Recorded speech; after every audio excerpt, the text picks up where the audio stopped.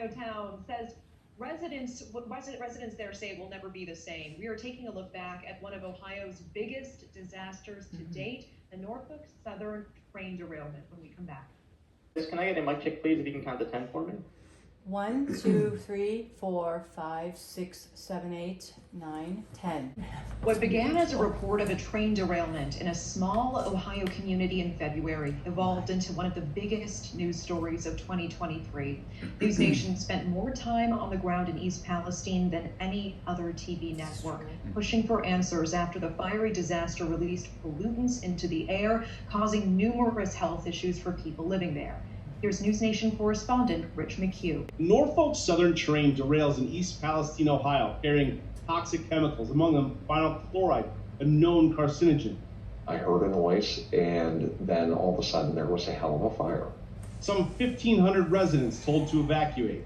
It was much higher than 100-foot tall trees on the back of my property.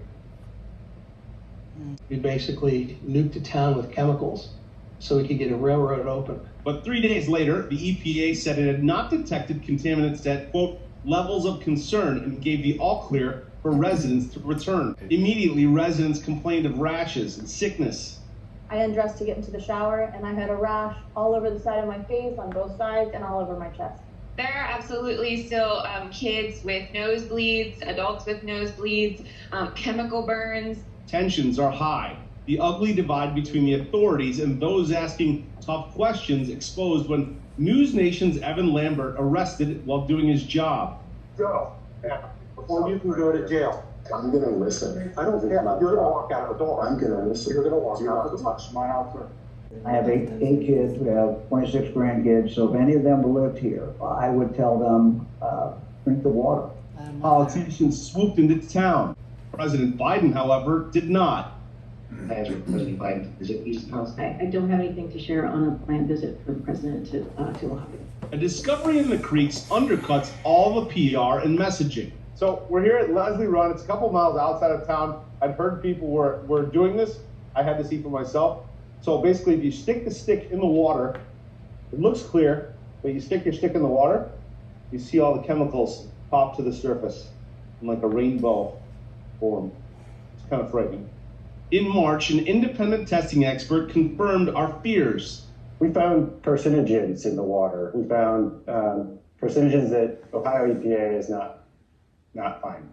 And worse, more independent testing finds dioxins, the most toxic compounds on the planet, in the soil, water, and in people's air filters there. Dioxins don't go away. You get exposed over time. And dioxins, I say, are the fentanyl of chemicals. By May, frustration has grown. Do I think I'll ever be post February 3rd again? Never. Thank you, Norfolk Southern. How many people here feel that they've experienced symptoms or sickness related to train derailment and the controlled burn? Wow, that's like every hand. We're about 2 minutes out, guys. My house, my soil, nothing. Residents angry with an EPA and an administration they feel is ignoring the facts and ignoring them. We are screaming out for help. What does somebody have to do before we get help? These are our lives. These are our children's lives. We pressed for answers. Why do you think people are getting sick here? I don't know the answer to that. It's not a stretch to say that the vinyl chloride that was in those tankers might have ended up in their systems. Oh, there's a potential they were exposed. I'm saying right now, we don't see a exposure. And we continued to listen and to report. Thanks to NewsNation for being the only national network committed. These residents of this community wouldn't have hope right now if it weren't for NewsNation. Ohio Governor DeWine finally declared the area a disaster and requested help from President Biden.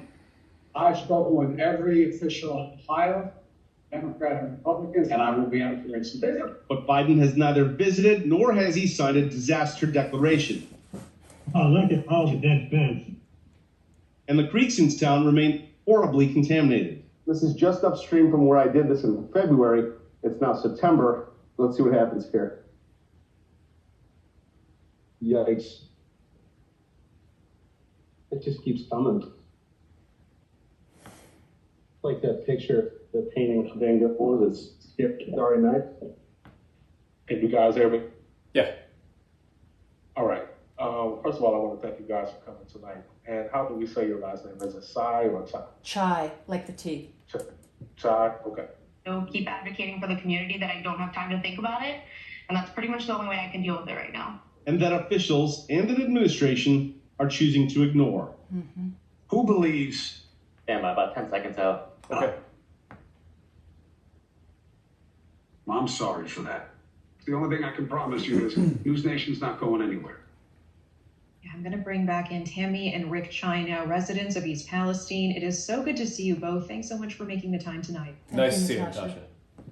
Rick, I know you just announced that you are running for Congress so that your community can have a voice and the response that it deserves. What do you want every American to know about what is still happening in your community more than 10 months out? I thought it was important. I went down on Christmas morning to our waterways and just as contaminated as ever.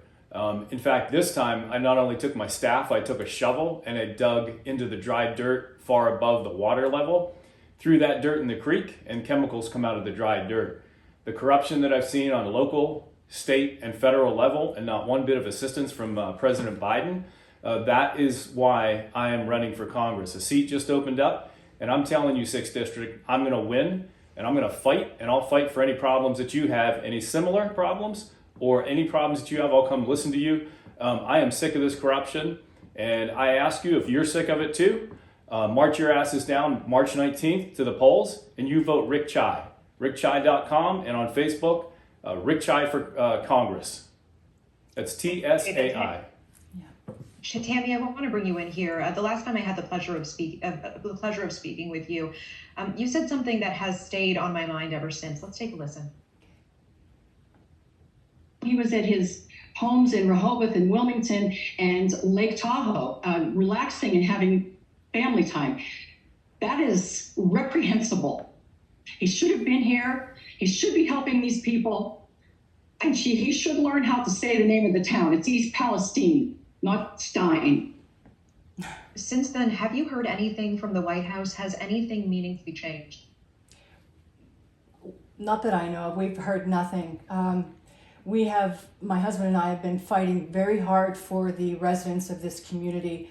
We've been raising money, and we've had water distribution for the past almost 11 months. We have not gotten one single bottle of water from the White House. There are thousands of people that are still not drinking their water because they're on wells. They're afraid that this contamination is getting closer to their wells, and in some in the town nearby, a lot of people are being told not to drink their water because there's sludge coming into it and they don't know what else.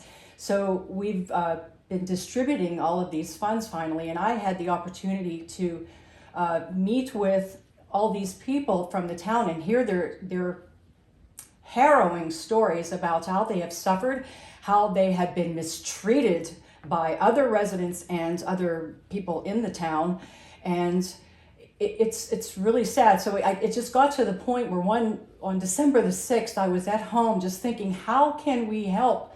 How can we help the residents more than we already are? What can we do? And it just popped into my head that Bill Johnson was leaving his congressional seat, and at that moment, my husband walked in the door and I said, "You need to run for Bill Johnson's seat. We need to do something about this." So that's where we are. We're there for the people. And I just want people to know in District 6 that my husband is a man of his word, and what he says, he means, and he will do. So if you can, get to the website and look at his platform. It's rickchai.com. And if you like what you see, please feel free to just donate a couple of dollars to help out the campaign. We're fighting against, there's 2 other GOP candidates, but we are not funded by anybody. We're funded by the everyman. We are the everyman. And we need this kind of representation in Congress and in our governments, because it's just the same old year after year, and I'm really tired of it. And I want something to be done. And after seeing this here in East Palestine, what they have done and how it's being hidden and brushed under the rug and people being ignored, somebody needs to stand up and take a stand. And I'm hoping that's what my husband will be, the representation of all the people of District 6. Yeah, I'll fight for you, District 6. I appreciate that. It's been an honor to track your journey so far, and we'll keep in touch. Tammy and Rick Chai, thank you so much for your time tonight. Thank you, Natasha. Thank you for Happy having New Happy Year. New Year to you. Thanks. After the infamous YouTuber mom Jody held a... You guys are clear. Thank you so much. Take care and Happy All New right, Year. Happy New Year to you. Thank you.